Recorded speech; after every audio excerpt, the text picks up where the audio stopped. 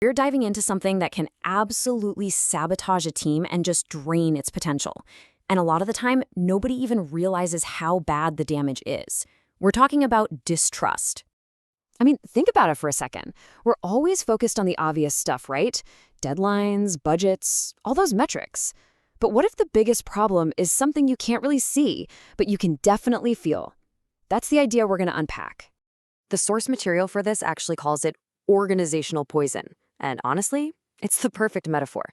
It's like this slow-acting toxin that just seeps into a company's culture and weakens the whole system from the inside out. It's not just a bad vibe, it's a real, genuine threat to getting anything done.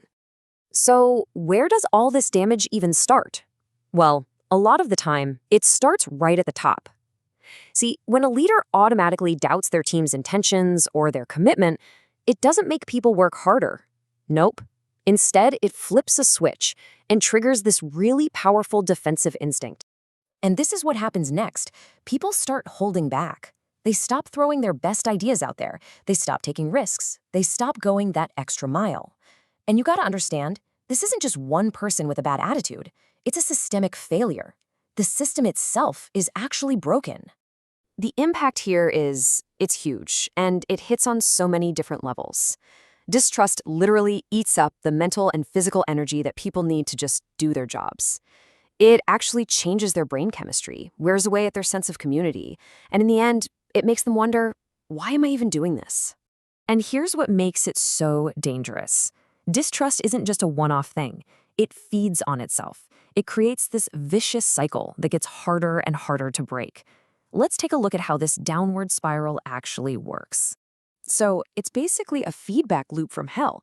A leader who distrusts their team starts to ignore key information, probably because they think they already know what's going on.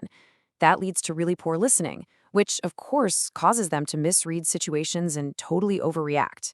And with every single step, their own credibility just takes a nosedive, which only makes the whole cycle spin faster. You know, keeping a system of distrust going is just plain exhausting. It means you have to constantly monitor people, check up on them, second-guess everything. It is an incredible waste of energy for everybody involved, but especially for the person who feels like they have to be in control all the time. And this isn't just some abstract business school concept. This cycle has a direct, and I mean measurable, impact on the core energies that we all rely on every single day to function. First up, it hammers our physical energy. I mean, constantly walking on eggshells, feeling like you're being watched or judged, that creates chronic stress. Your body is basically stuck in this low-grade fight-or-flight mode, and that is just physically draining. It's completely unsustainable. Next, it absolutely drains our mental energy. Instead of focusing on solving problems or doing deep creative work, your brain is busy trying to decode emails, read into casual comments, and build up defenses against what feels like a constant threat. All your best thinking is basically being hijacked by anxiety. Then, of course, there's our emotional energy. When that feeling of psychological safety is gone, so is our courage. People just stop speaking up. They stop sharing ideas or offering a different opinion because they're afraid of being judged. And the relationships? They just become empty and transactional. And finally, and this might be the most damaging one of all, it hits our spiritual energy. This is our connection to why we do what we do, our sense of purpose. When your best efforts are constantly ignored or met with suspicion, you just start to believe that your work doesn't matter. You completely disconnect from the mission. Okay, so that is the problem, and it's a pretty big one. But the good news is there is an antidote. The source material points us towards something called the Science of Happiness framework. It gives us 4 pillars to consciously rebuild everything that distrust tears down. The very first pillar is called plus being, and this is all about fighting that natural urge we all have to just jump to conclusions. It's about practicing presence and awareness so you can start to separate what is actually happening from the story you're telling yourself about it. This is the foundation for everything else, because let's be real, you can't trust other people if you're trapped inside your own assumptions. The second pillar, plus we, builds right on top of that. This is about making a huge mindset shift from me versus you to a collective us. It's about deciding to assume good faith in other people as your default setting. It's recognizing that success and well-being, they aren't individual sports. They're team efforts built on the belief that we're all in this trying to solve problems together. Now, pillar 3, positive chemistry, is where things get really fascinating because it connects directly to our biology. It's a reminder that our actions and our behaviors have a direct, real chemical effect on our team's brains. We can either shut them down or we can open them up to their absolute full potential. Think of it this way. A culture of distrust floods the brain with cortisol. That's the stress hormone, which literally shuts down creative thinking. But when you recognize someone's effort, or you express gratitude, or just build a real connection, you release dopamine and oxytocin.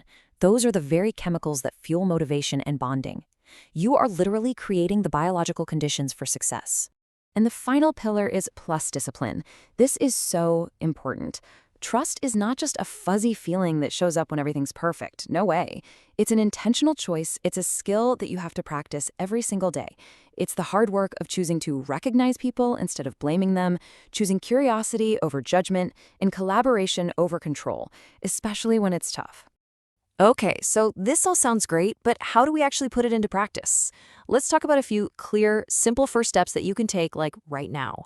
First, manage your attention and intention. Before you react to something, just pause and ask yourself this.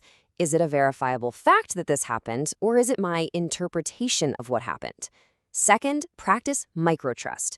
Find one small, genuinely positive thing someone did. Maybe they helped a coworker, and just acknowledge it. And third, you have to intentionally suspend judgment.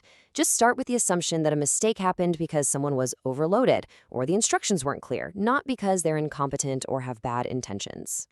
And that really brings us to the final crucial thought here. The opposite of a vicious cycle is a virtuous one. Building trust doesn't require some massive top-down initiative. It starts with small, deliberate, intentional choices. So I'll leave you with this question. What's the one small step that you can take today?